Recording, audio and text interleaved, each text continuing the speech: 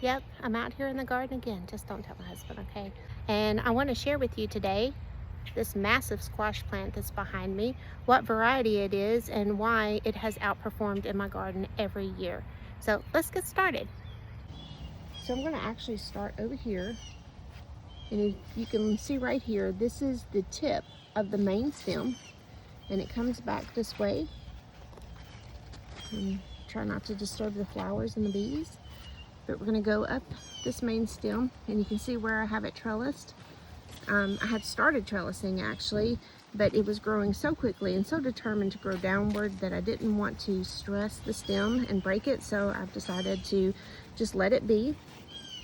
So we're going to go down the stem here, and if you can see, it circles back and then comes around to right here.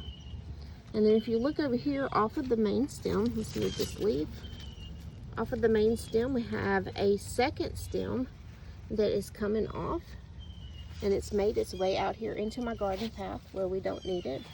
We will have to find a way to trellis that up because it is hard to maintain the garden if you have stuff out in the walkways.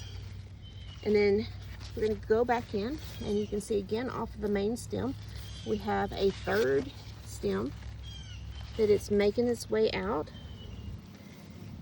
And here we have the tip of it, and it's getting very close to escaping the bed as well. So we're going to walk around to this side of the plant. And if we tuck right in here, you can see that there is a fourth stem that is coming off of that plant. And it is actually trying to encroach over here on the plant that is beside it. And it's getting very close to the edge of the bed as well.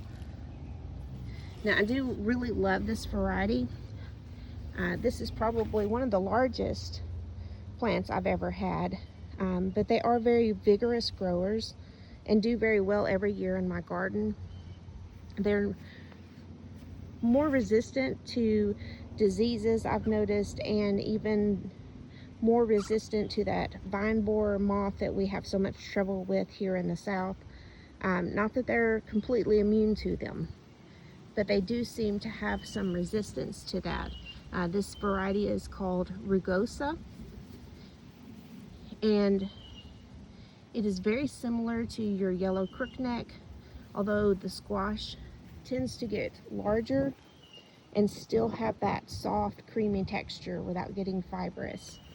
And so that is why I absolutely love this variety and would recommend it for anybody who wants to grow squash but struggles every year with squash bugs and squash vine borers.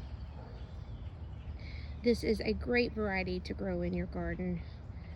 So like and subscribe to follow along with more gardening tips. And until next time, happy gardening.